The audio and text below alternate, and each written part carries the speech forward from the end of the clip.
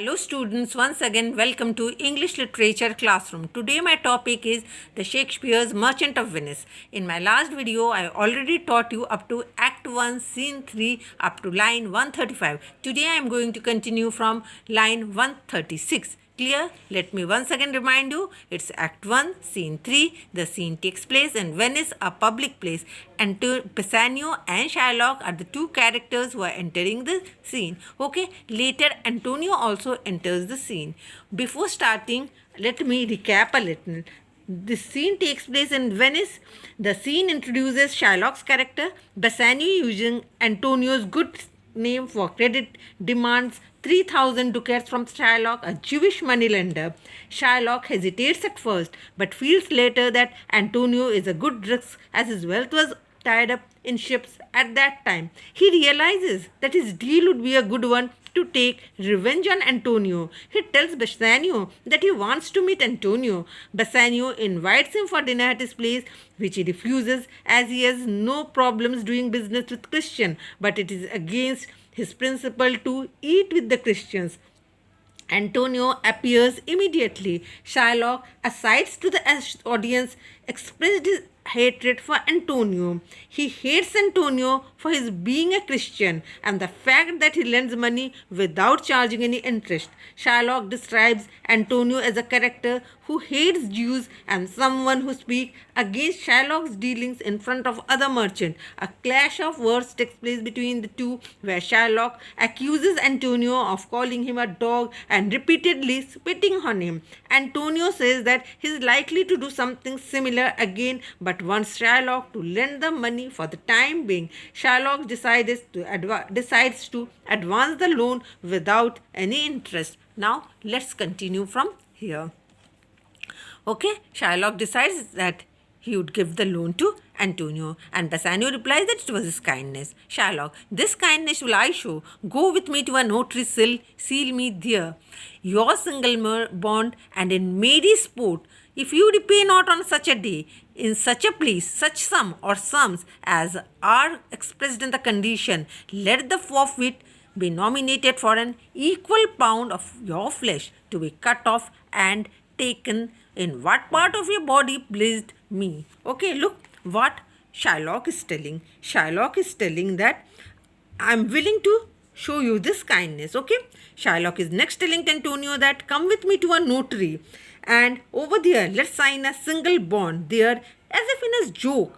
Say it in the bond that if Antonio fails to repay the money mentioned in the bond on a particular day and at a particular place, Shylock would have the right to cut off and take 1 pound of flesh from any part of Antonio's body.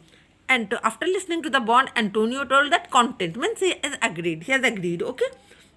And he told that he would put his signature on such a bond as an agreement. Bassanio at that time becomes afraid. Okay, now look what is Bassanio telling. You shall not seal to such a bond for me. Okay, Bassanio at that time gives objection and tells Antonio that he would not allow Antonio to sign such a bond. He would prefer, Bassanio would prefer to live in his needs or difficulties than to let Antonio sign such a bond. Okay, next Antonio is telling that don't fear, okay, I will not forfeit it. Okay, Antonio is giving assurance to Bassanio not to fear. Okay, and Antonio is telling Bassanio not to be afraid. Okay, within the next 2 months, that is a month before the expiry of this bond, Antonio expects 9 times the sum of 3,000 ducats to return to him.